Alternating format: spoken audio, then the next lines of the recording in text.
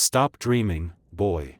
You'll never understand what real success takes, my dad told me once. Weeks later, my name was trending across the country. I had just been featured as one of the youngest entrepreneurs to make it big on the West Coast. At the family barbecue, all eyes turned when I parked a Ferrari in the driveway. I'm Eric Worre, 25 years old. I founded an AI-driven healthcare startup in San Diego, California from nothing but an idea and countless sleepless nights. Where I come from, success usually means heavy tools, 12-hour shifts, and dust-covered clothes.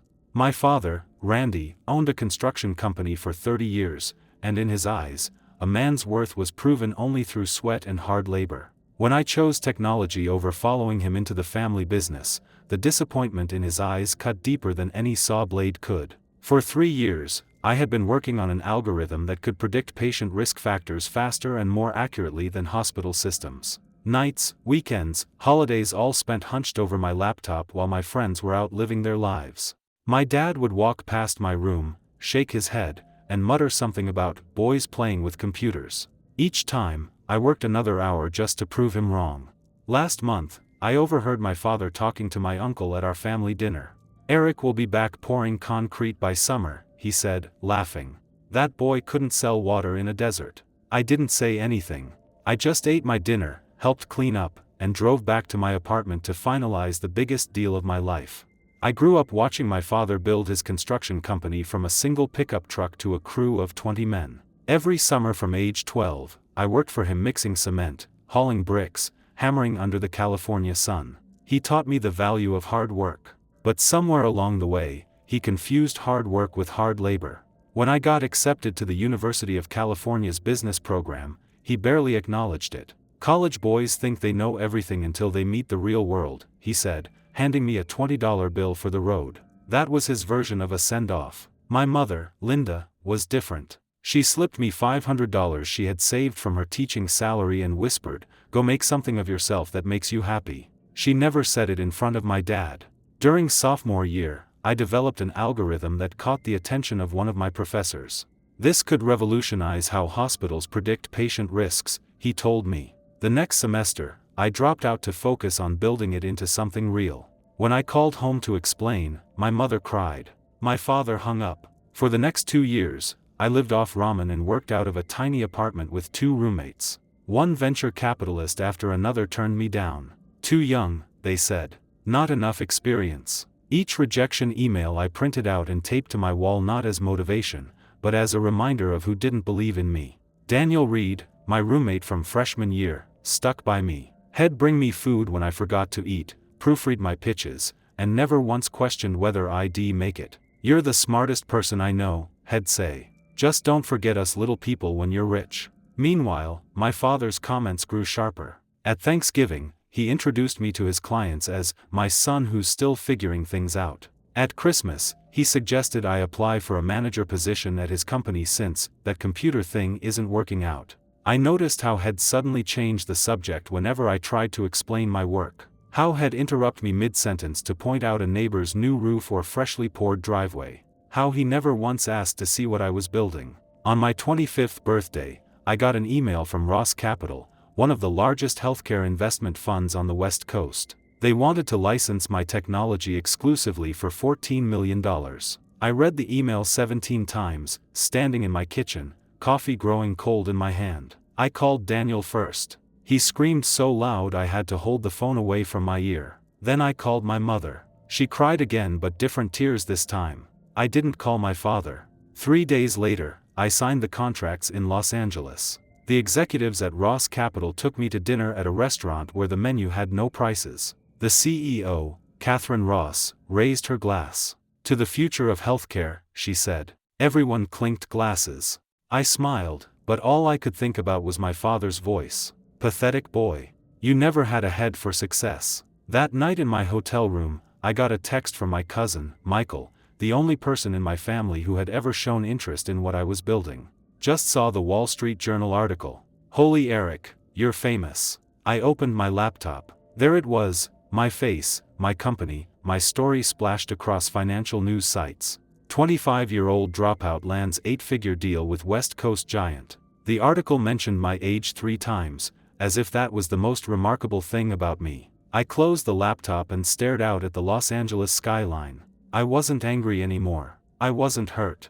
I just felt clear like fog lifting off the harbor back home. I knew exactly what I needed to do. The next morning, I walked into a Ferrari dealership wearing jeans and a t-shirt. The salesman ignored me until I mentioned the price range I was considering. 2 hours later, I drove out in a red Ferrari Roma. Not because I particularly wanted one, but because I needed a message that couldn't be misinterpreted. I didn't call ahead before driving home to San Diego. I knew my father's annual Memorial Day barbecue would be happening, the one where he invited all his clients, employees, and extended family to show off his success. I timed my arrival for exactly 2 p.m., when everyone would be gathered in the backyard. As I pulled into the driveway, the rumble of the engine drew eyes before the car was even visible. I parked next to my father's old work truck, the one he'd always been so proud of, and took a deep breath. This wasn't about revenge. This was about finally being seen.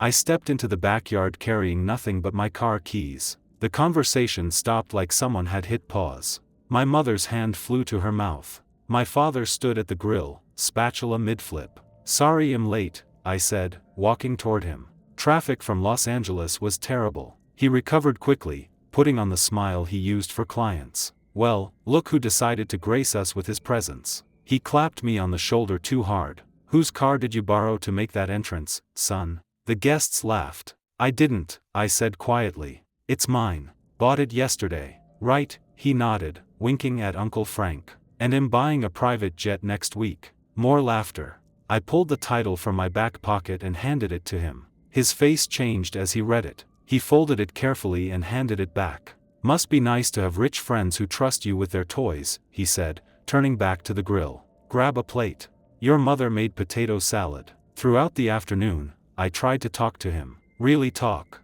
Each time, he deflected. When I mentioned the deal, he changed the subject to construction contracts. When I tried to explain the technology, he suddenly needed to refill the cooler. When his business partner asked me about the Wall Street Journal article, my father interrupted. "Don't believe everything you read, Pete. Journalists exaggerate everything these days." By evening, most of the guests had left. I found my father in his office, doing paperwork like he always did after hosting. "Dad, we need to talk about what's happening with my company," I said. He didn't look up. "There's nothing to talk about. You got lucky with some computer thing.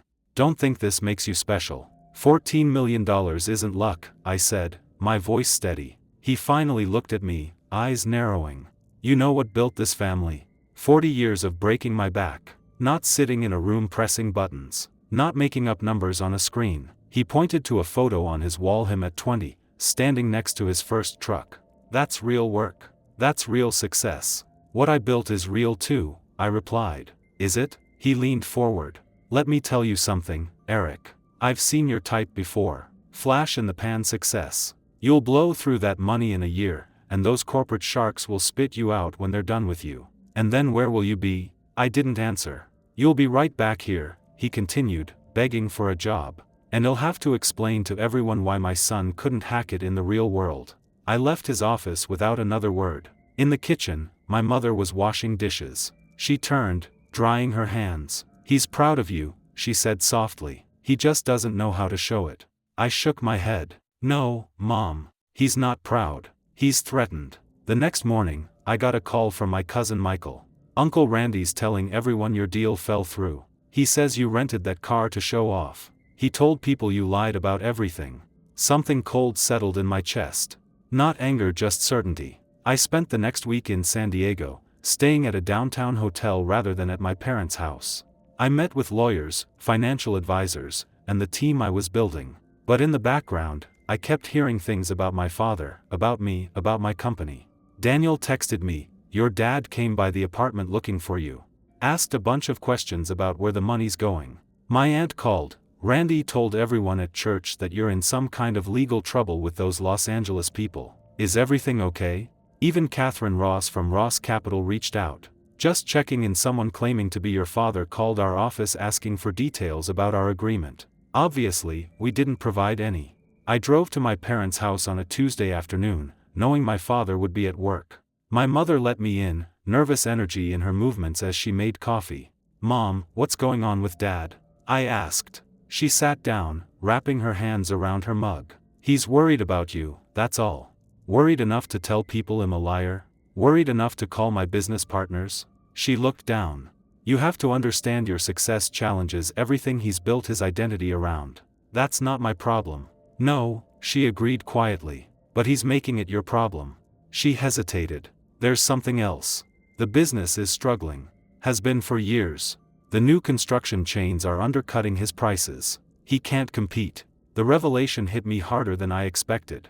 Why didn't he tell me? Pride, she said simply. The same reason he can't celebrate your success. In his mind, if he admits your way worked, it means his way failed. That evening, I called Uncle Frank, my father's younger brother and business partner. We met at a bar downtown. He remortgaged the house, Frank told me, staring into his beer. 3 years ago. Put everything into the business, new trucks, new equipment, trying to keep up with the bigger companies. It's not working. Why are you telling me this? I asked. Frank looked up. Because yesterday he asked me if I thought you'd be willing to invest your computer money in the construction business. He's planning to approach you about it. I sat back. He doesn't believe my success is real, but he wants my money. He believes it's real, Frank sighed. He just can't admit it. Look, your father's a proud man. He built something from nothing. But the world changed, and he didn't. On my way home, I drove past my father's office. The lights were still on. I parked across the street and watched him through the window, hunched over paperwork. For a moment, I saw him clearly, not as my father, but as a man running out of options, clinging to a past that was disappearing. I realized then that his attacks on me weren't just about resenting my success. They were about using me to explain his failure. If my way was wrong, then his way wasn't failing, it was just underappreciated in a world that no longer valued his kind of work. The next morning, I received a text from my father. Need to discuss business opportunity. Dinner tomorrow. 7 p.m. I texted back one word, yes. But I didn't go to dinner. Instead, I spent the day setting things in motion. First, I called Catherine at Ross Capital. I need information on construction companies in the San Diego area, specifically which ones are acquisition targets and which are expanding. By noon, I had a list of the 3 biggest players in the region. By 3 o'clock, I had meetings scheduled with 2 of them. Next, I called a commercial real estate agent. I'm looking for properties suitable for a tech incubator, preferably in San Diego's old industrial district. The following morning, I met with Pacific Build Group, the largest construction company in the state. The owner, Harold Jenkins, was expanding aggressively. We've had our eye on Worre construction for a while, he admitted after I explained my interest. Prime service area, loyal customer base, but Randy won't even take my calls. What if I could change that? I asked. By evening, I had an offer in writing. Pacific Build Group would buy my father's company for $1.2 million, twice what it was currently worth on paper, with a 5-year employment contract for my father as a regional manager. His employees would all keep their jobs with improved benefits. I also had a lease signed on a 15,000 square foot warehouse space that I was converting into the headquarters for my new company. I was bringing my operation back to San Diego. The final piece came together when I hired Michael, my cousin who had just graduated with a business degree, as my chief operating officer. Are you serious? He asked when I made the offer. I've never run anything. Neither had I told him. But you believe in what we're building. That's what matters. 3 days after missing the dinner with my father, I still hadn't returned his increasingly irritated messages.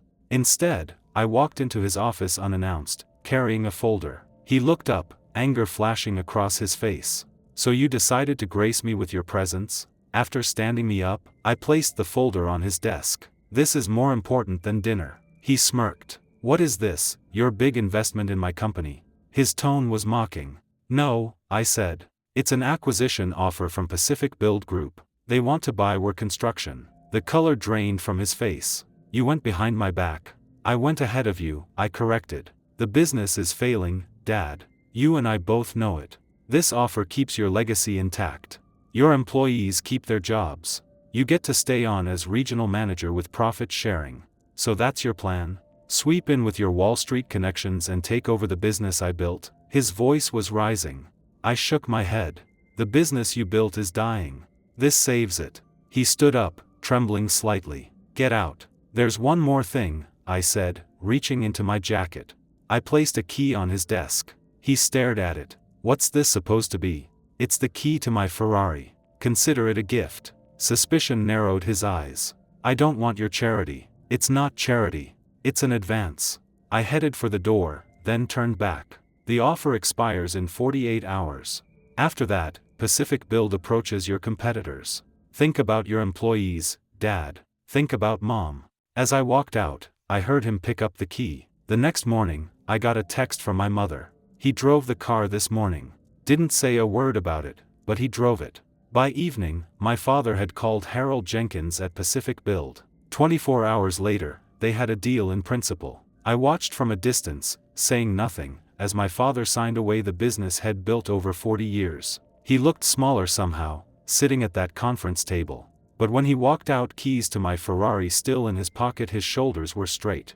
2 months later, I stood on a makeshift stage in our newly renovated headquarters. Around me were 200 people, my employees, local business leaders, journalists, and family members. My father stood in the back, arms crossed, still uncomfortable in spaces like this. Today we're officially launching Horizon Analytics, I announced. Our mission is to make healthcare technology accessible to everyone, not just big corporations. And we're proud to be doing it right here in San Diego. Applause filled the room. I continued, we're also announcing our first local partnership. Horizon is investing $2 million in Pacific Build Regional Holdings, the newly formed parent company of several construction businesses, including the former Worre Construction. Murmurs rippled through the crowd. My father's head snapped up. As part of this investment, we're launching a technology initiative to help traditional service businesses compete in the digital economy. And I'm pleased to announce that Randy Worre will be heading this initiative as our Director of Traditional Industries. The room erupted in applause. I looked directly at my father for the first time. His face was unreadable. Randy has built something valuable over 40 years, I said. Knowledge that can't be coded into an algorithm. Experience that can't be learned in a classroom. By combining his expertise with our technology, we're not replacing the old with the new. We're building something better than either could be alone. After the presentation, as people mingled and celebrated, my father finally approached me. You planned this all along, he said. It wasn't a question, I replied. I planned to build something that matters. The rest just fell into place. He looked around at the buzzing activity, the employees hurrying past with purpose, the sign with my company's name on the wall. Your name's not on the building, he observed. Neither was yours, I said. But everyone knew who built it. For the first time since I was a child, I saw something like respect in his eyes. Not approval, we were beyond that now, but recognition. One builder to another. He held out his hand. I took it. The Ferrari stays with you, I told him. Consider it a signing bonus. A hint of a smile crossed his face. I already sold it, he said. Bought a truck instead. Put the rest in your company's stock. 6 months later, I sat in my office overlooking the San Diego Bay. On my desk was a framed article from the San Diego Business Journal. Local tech firm partners with traditional industries, creating 150 new jobs. My father and I weren't close, probably never would be, but we had found a different kind of relationship. Once a week, we had lunch to discuss the traditional industries program. He had started bringing in other business owners, plumbers, electricians, carpenters, men like him who were being left behind by technology. They don't need handouts, he told me during our last meeting. They need tools that make sense for them. And I listened, really listened, because he was right. The partnership with Pacific Build had exceeded everyone's expectations. My father's expertise, combined with our technology, expanded their business across 3 states. The same employees who once worked for him now had stock options and better healthcare. My mother, Linda, had finally quit her teaching job and was traveling, something she'd always wanted to do but could never afford. Your father actually took a cooking class with me in Italy, she laughed during our weekly call. Can you believe it? Daniel had joined the company as our marketing director. Michael was thriving as COO.